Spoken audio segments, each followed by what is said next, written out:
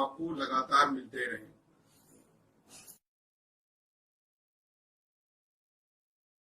नमस्कार दोस्तों, धर्म रहस्य चैनल पर आपका एक बार फिर से स्वागत है। ये दर्शकों की मांग पर बहुत ही महत्वपूर्ण प्रश्न लिए जाते रहे हैं और यहाँ पर लिया भी गया है।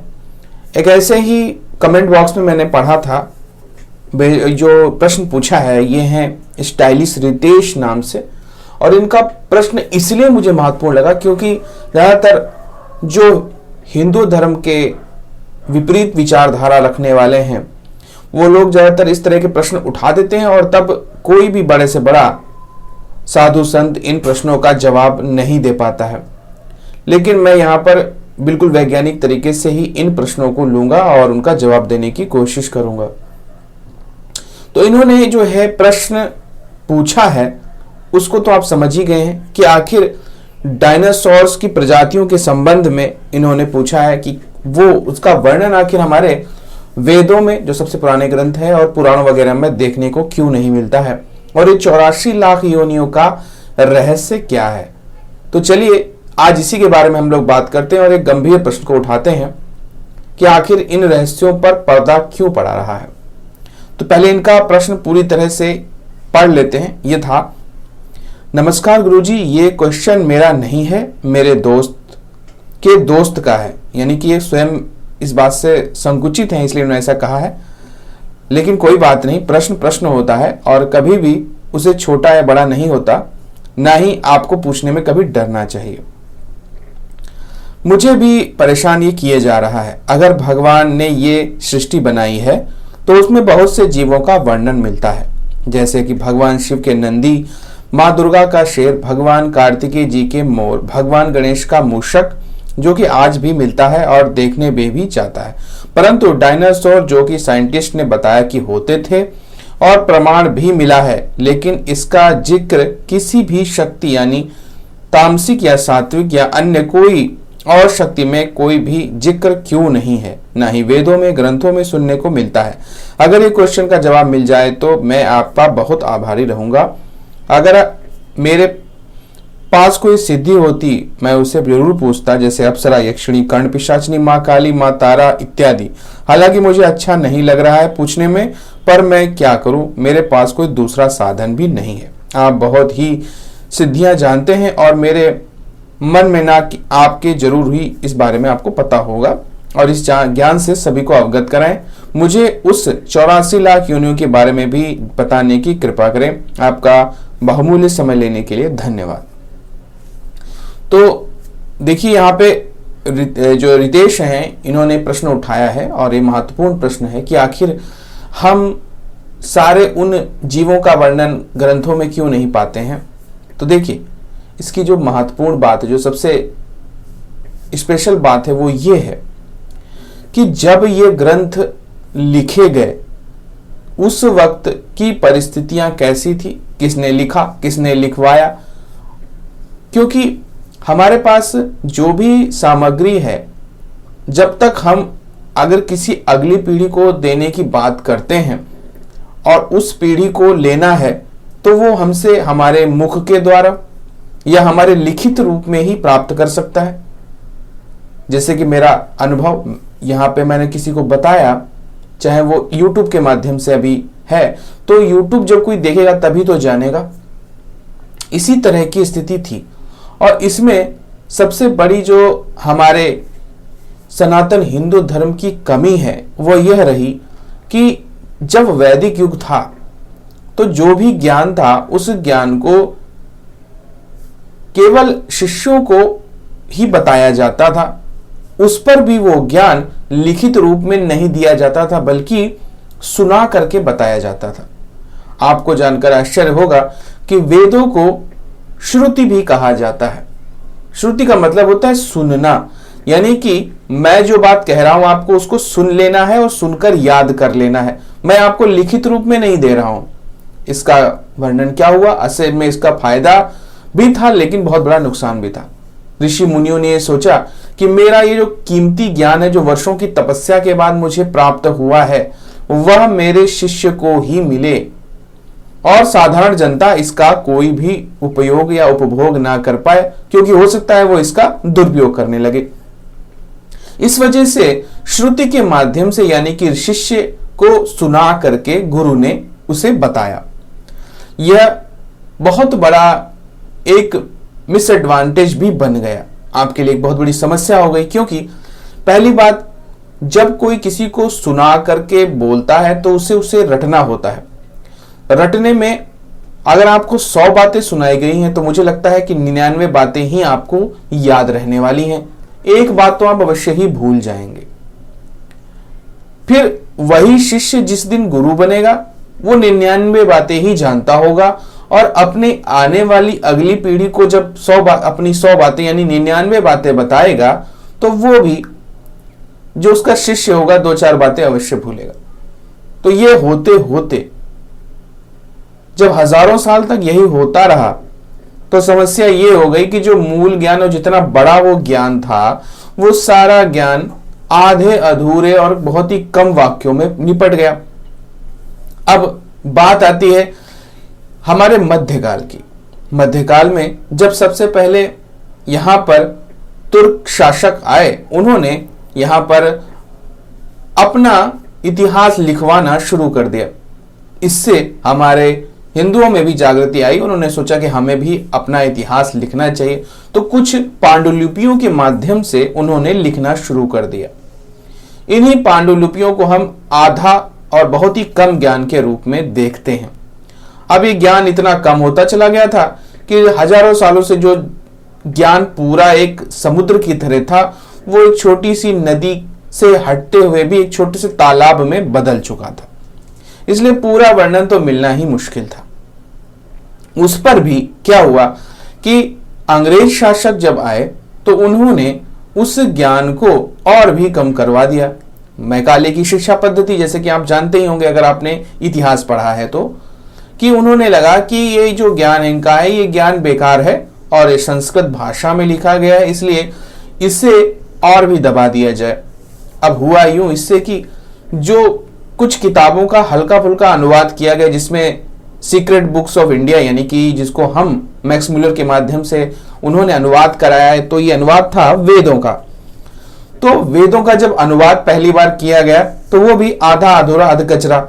अब जहां पर कोई बात महत्वपूर्ण होती थी तो अंग्रेज शासक उसे हटवा भी देते थे ताकि असली ज्ञान भी और भी ज्यादा छुप जाए। तो ये करते करते जब किसी संस्कृति को इस प्रकार से नष्ट किया जाता है तो वो बहुत ही कमजोर हो जाती है और अपना ज्ञान सहज के नहीं रख पाती है। गुरु शिष्य परंपरा आज भी बहुत ज्यादा महत्वपूर्ण इसीलिए है क्योंकि एक यही ऐसी परंपरा है जिसमें हमें पुराना ज्ञान थोड़ा सा देखने को मिलता है। बाकी तो हम लोग केवल विदेशी ज्ञान पर ही निर्भर हो चुके हैं और वो जो हमें बताते हैं समझाते हैं हम उसे ही एडवांस मानते हुए उसी के पीछे चल देते हैं। आज एक छोटी सी बात मैं उदाहरण के रूप में समझाता हूं कि पूरे संसार भर में मोर्टेलिटी रेट यानी कि मृत्यु दर सबसे कम आखिर भारत में क्यों हुई? कोरोना काल में। जबकि यहां तो ऐसा कुछ बहुत ज्यादा स्थिति भी नहीं है कि बचाव हो सके, इतनी बड़ी जनसंख्या है। वास्तविकता में इसके पीछे कारण था आयुर्वेद, जिसका लोगों ने पालन किया काढ़े के रूप में, जो कि हमारे माननीय प्रधानमंत्री जी ने कहा था कि काढ़े का इस्तेमाल कीजिए, इत्यादि बहुत सी आयुर्वेदिक चीजों का, घरेलू पद्धतियों का जो दादा दादी के माध्यम से आज भी हमारे पास मौजूद हैं, सुनने को मिला और उसको हम लोग करते चले गए और उसकी वजह से इतनी अधिक मृत्यु दर कम हो गई कि कोरोना है भी कि नहीं ये भी आज हमें पता नहीं है और लोग डरते नहीं। अब वैक्सीन लगाने की तैयारी की जा रही है। तो आखिर ये सब हुआ क्यों? क्योंकि हम पुरानी पद्धतियों को पूरा छोड़ चुके हैं और अपने पर हमें विश्वास नहीं है। हम पहली बात कोई खोज नहीं करना चाहते, पुरानी चीजों को वापस लाने का, या वो जो ज्ञान जो कम हो चुका है वैसे भी वो कम है लेकिन उसमें भी कम को भी आप अगली पीढ़ी को देना ही नहीं चाहते। तो ये सारी समस्याएं हैं। जिस समय ये ग्रंथ लिखे गए वह उस घटित घटना के हजारों साल बाद हुआ होगा, तो ऐसे में महत्वपूर्ण जीवों को ही लिखा गया होगा। तो कैसे वर्णन हो सकता है उनमें उस डायनासोर नाम की प्रजाति का? छिपकली का वर्णन हो सकता है जो उस समय देखी जा रही है। और अगर वहां पे किसी शब्द में उन्होंने ऐसा लिखा भी होगा या किसी को पता भी होगा तो उन्होंने कहा होगा चलिए हटाइए, ये क्या नया शब्द इन्होंने बोला है, इसका क्या मतलब होगा। क्योंकि ज्ञान तो आप लिखित रूप में ही अगली पीढ़ी को दे सकते हैं या फिर आपने वीडियो बना लिया हो, जैसे आजकल। अब मैं ये कहूंगा कि अगर वास्तविकता में हमारे देश की सबसे बड़ी कमी रही है कि हम अपने ज्ञान को संजो कर नहीं रखते हैं, हम अपने ज्ञान को यूं ही बहा देते हैं। और दूसरी इसमें एक और बात रहती है कि बाप बेटे को सिर्फ सिखाता है, बेटा अपने पुत्र को सिखाता है, इसके अलावा किसी पड़ोसी को वो नहीं बताता। और इसी में हमारा देश बहुत ही कमजोर होता चला गया पीढ़ी दर पीढ़ी।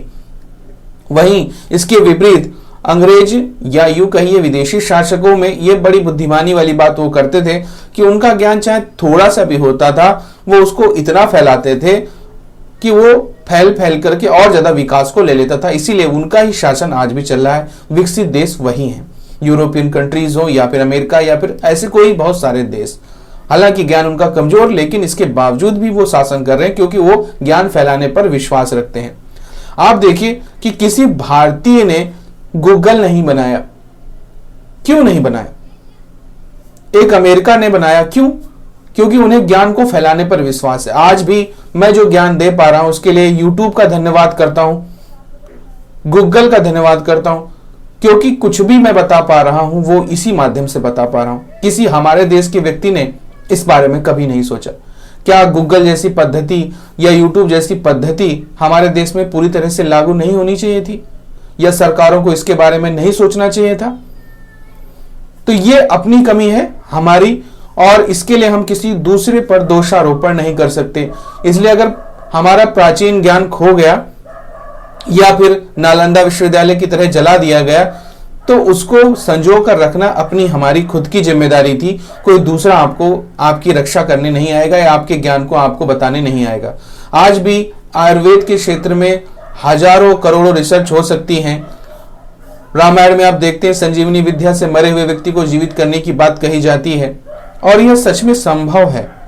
भगवान गणेश का सिर काट दिया गया, उसके बाद उसे फिर जोड़ दिया गया, ये सर्जरी को दिखाता है। तो ये चीजें आज भी उपलब्ध हैं, लेकिन हमारा ज्ञान और हमने रिसर्च उतनी अभी की नहीं है, और ना कोई रिसर्च उतनी ज्यादा करना चाहता है। दूसरी हमें विश्वविद्यालयों की बहुत बात खराब लगती है, वो ये है कि विश्वविद्यालयों में पीएचडी करने का मतलब होता है आप एक नई किताब लिख दीजिए बस। जबकि किसी भी जगह अगर आप पीएचडी करते हो, पीएचडी का मतलब होता है कि संसार को आपने नया क्या सौंपा। मिक्स करके नई चीज बना देना एक नया विकास को नहीं दर्शा सकता है। विदेशी लोग क्या करते हैं, वो कोई टेक्नोलॉजी का विकास हमारे जैसे लोगों के जैसे साइंटिस्टों को बुला के, जैसे भारतीय से उन्होंने साइंटिस्ट बुलाया, किसी प्रोडक्ट पे रिसर्च करवाई, उस प्रोडक्ट को उन्होंने बनाया और उस प्रोडक्ट को पूरे संसार भर में बाजार देख करके उतार दिया। यानी कि अब वो हमेशा उस प्रोडक्ट से करोड़ों कमाते रहेंगे, और उन्होंने रिसर्च भी करवाई एक भारतीय से ही। लेकिन हमारे देश में ऐसी सोच ही नहीं। हमारे देश में सबसे बड़ी कमी यहां पे आती है कि सबसे पहले हम सोचते हैं माँ बाप की, मेरा बेटा नौकरी कहां करेगा। वह व्यापार नहीं बल्कि नौकरी करे, सबसे पहले तो यही सोचते हैं। तो जब आप नौकर बनने की तैयारी कर रहे हैं तो आप नौकर ही बनेंगे। दूसरी बात, आप जब विकास की प्रक्रिया को आगे नहीं बढ़ाएंगे तो आपका खुद का विकास भी नहीं होगा। केवल जो पहले से चला आ रहा है उसमें भी आप कमजोर होते जाएंगे, और हर बात के लिए दूसरों का मुंह ताकेंगे या दूसरे देशों की तरफ देखते रहेंगे।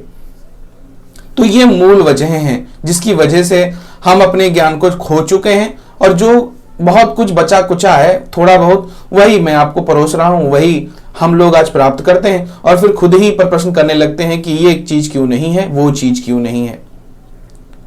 वैसे 84 लाख योनियों के संबंध में जो थोड़ा बहुत वर्णन आता है उसमें यह कहा जाता है कि 84 लाख जो योनियां है उसमें 21 लाख जारज यानी जरायुज होते हैं, 21 लाख अंडज होते हैं, 21 लाख स्वेदज प्रजातियां हैं, और 21 लाख उद्दीज योनियां कहलाती हैं। इस प्रकार 84 लाख योनियां देखी गई और बताई गई। हो सकता है यह बात भी आधी अधूरी हो, क्योंकि जिसने लिखा उसने कितना लिखा और उसे कितना पता था उस वक्त, और उसे कितना बताया गया, इसके अलावा उससे फिर क्या लिखवा दिया गया, ये सारी बातें हैं।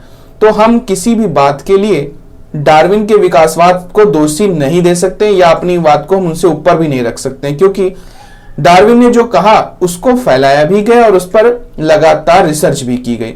लेकिन हमारी 84 लाख योनियों पर ना तो रिसर्च की गई और ना ही हमें पता है कि 84 लाख योनियों की जो बात कही गई है वो लिखवाई गई पहले या बाद में जोड़ी गई, या ये सच है भी या नहीं। तो हम सत्य से अपने आप को मुख नहीं मोड़ सकते हैं और अपनी बात को अगर आपको करनी है तो जो भी प्राचीन ग्रंथों में आज बचा कुचा रह गया है उस पर रिसर्च कीजिए, उस पर मेहनत कीजिए। आप लोगों ने देखा होगा कि मैं अनुभव के वीडियो बहुत ज्यादा डालता हूं। अनुभव के वीडियो डालने के पीछे का उद्देश्य क्या है? यही है कि जब अनुभव किसी एक व्यक्ति को होगा तो उसके माध्यम से दूसरा व्यक्ति कुछ सीखेगा, उसे कुछ पता चलेगा, तो वो खुद जब अनुभव करेगा तो नए ज्ञान को जन्म देगा और आप उसी क्षेत्र में या आध्यात्म के क्षेत्र में आगे बढ़ पाएंगे। यही हाल किसी भी साधना में, किसी भी सिद्धि में, किसी भी प्रयोगों में है, क्योंकि हम ये बात अच्छी तरह जानते हैं कि हम जो कुछ भी कर रहे हैं, वो जो साधनाएं कर रहे हैं, वो पूरी स्पष्टता पूरी नहीं है। जो भी हमें वर्णन देखने को मिल रहा है वो आधा है, अधूरा है, पूरा वर्णन तो हमारे पास उपलब्ध ही नहीं है।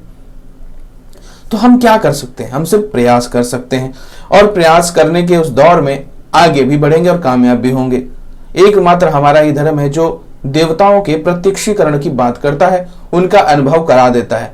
वरना आप कहीं चले जाइए, आपको कहीं और धर्म में आपको डायरेक्ट अनुभव नहीं हो सकता है कि हाँ ये शक्ति है पूरी तरह से, और उसको आप देख भी पा रहे हैं, उसको अपना गुलाम भी बना पा रहे हैं या आप उसके माध्यम से बात कर पा रहे हैं।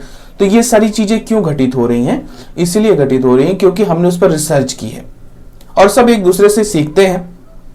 जितनी भी तांत्रिक साधनाएं हमारे देश में की जाती थी, उन साधनाओं को देखते हुए ही बहुत सारी इस्लामीकरण की साधनाएं शुरू हो गई और कई और धर्मों में भी इस तरह के प्रयोग, फिर तांत्रिक प्रयोग किए जाने लगे। हमारे यहाँ के जो है देवी देवताओं की उपासना के बाद ही इस्लाम में भी आप देखते हैं कि वहां भी पीरों पैगंबरों की पूजा शुरू हुई और उनको सिद्धि भी किया गया, उनको अपने सिद्ध में लाए लोग बहुत सारे, उनके पास बहुत सारे लोगों के पास सिद्धि भी प्राप्त हुई। तो सब एक दूसरे से देखकर ही सीखते हैं और यही प्रक्रिया के माध्यम से जो है सिद्धि की विभिन्न परतों को उधेड़ा जा सकता है, जाना जा सकता है। तो वास्तविकता में क्यों नहीं किसी डायनासोर का वर्णन आया है? ये इसीलिए है क्योंकि हमने उस समय के जो ज्ञान थे उस पूरे ज्ञान को नहीं समेटा, ना लिखा गया कहीं। जब लिखा ही नहीं गया तो उसके बारे में चर्चा कहां से होगी, और जब चर्चा ही नहीं होगी तो उसकी वास्तविकता भी हमें नहीं पता चलेगी। इसीलिए सब कुछ घटित हुआ है। तो ये वास्तविकता में वीडियो बनाने का उद्देश्य भी यही था कि हम अपने जो भी आपका अपना ज्ञान है, जो पीढ़ी दर पीढ़ी आपके पास आ रहा है, थोड़ा सा मौजूद हो, उसे आप सबके सामने एक्सप्रेस कीजिए, उसे सबको बताइए और उस ज्ञान को समेटिए और उसमें भी जो गलत बातें हैं उसे निकाल दीजिए, नई विकासवादी बातों को उसमें आगे रखिए और अपने ज्ञान को बढ़ाइए। तभी आप दुनिया पर शासन कर सकेंगे, जैसा हमारे पुरातन समय में था कि विश्व गुरु भारत था और यही सबको सब कुछ सिखाता था। आज की स्थिति यह है कि भारत हर चीज के लिए विदेश को देखता है और ये इसीलिए हो गया कि हमने अपनी संस्कृति को लगभग खो दिया। हमारी जो मूल ताकत है उसको हम भूल गए, हम हर चीज के लिए उनकी तरफ देखने लगे। टेक्नोलॉजी का स्तर ऐसा होता है कि आप मिसाइल बनाइए, क्योंकि वो सिखा रहे हैं आपको मिसाइल बनाना। लेकिन हम देखते हैं रामायण हो या महाभारत हो, अर्जुन एक बार जो है अग्नि बाण का नाम लेकर अग्नि बाण छोड़ता और चारों तरफ आग लग जाती। यानी कि मंत्र प्रक्रिया उनकी कितनी तीव्र थी, कितनी सिद्ध थी कि एक बार मात्र लेने से नाम से जो बाण चलता था उस पर अग्नि विराजित हो जाती थी और आग लग जाती थी। कई लोग कहेंगे कि ये तो सब झूठी बातें, हो सकता है ये सब झूठ हो, लेकिन अगर कुछ पहले मौजूद नहीं था तो उसका वर्णन आज क्यों है? हर एक बात ढपोल शंख नहीं हो सकती, उसमें सत्यता भी होती है। सुदर्शन चक्र के कारण से हम सबको जो है कटता हुआ देखते हैं और अगर चक्कर गिनी फेंकी जाए किसी के ऊपर तो वो किसी को भी काट देगी। अनलिमिटेड फेंकी जाए तो बिल्कुल नाश कर सकती है। ऐसा ही अगर राजाओं के वर्णन के रूप में देखेंगे तो अजात शत्रु ने एक महाशिला कंटक और महामूसल का प्रयोग अपने रथ में किया था, जिससे उसने लिच्छवियों की लगभग सारी सेना को पराजित कर दिया था। ये इतिहास में वर्णन आता है। यानी केवल अपने एक रथ के माध्यम से। और ऐसा ही आप थोड़ा सा, आप अगर बाहुबली पिक्चर देखी है आपने तो उसमें देखने को हल्का फुल्का सा मिलता है। तो टेक्नोलॉजी आपके पास मौजूद थी, आपने सिर्फ उसका उपयोग नहीं किया और आपने जो चीजें थी वो सब खो दी हैं। अब एक ही सूरत है, आप उस पर रिसर्च करें, उसे पता लगाएं और अपने पर विश्वास रखें और अपनी पीढ़ी को जो भी आपको ज्ञान प्राप्त हो जाए, चाहे वो साधनाओं का हो, चाहे विशेष प्रकार के गोपनीय तथ्यों का हो, वो अपनी आने वाली पीढ़ी को अवश्य पहुंचाएं, ताकि जो बचा कुचा है कम से कम वो तो समेटा जा सके। और जब लगातार रिसर्च जारी रहती है तो निश्चित रूप से भाग्य भी बदलता है और नए नए तथ्य निकलकर सामने आते हैं और नई नई चीजें हमारे को प्राप्त हो जाती हैं। तो ये था आज का वीडियो। अगर आपको ये पसंद आया है तो लाइक करें, शेयर करें, सब्सक्राइब करें चैनल को। आपका दिन मंगलमय हो। धन्यवाद।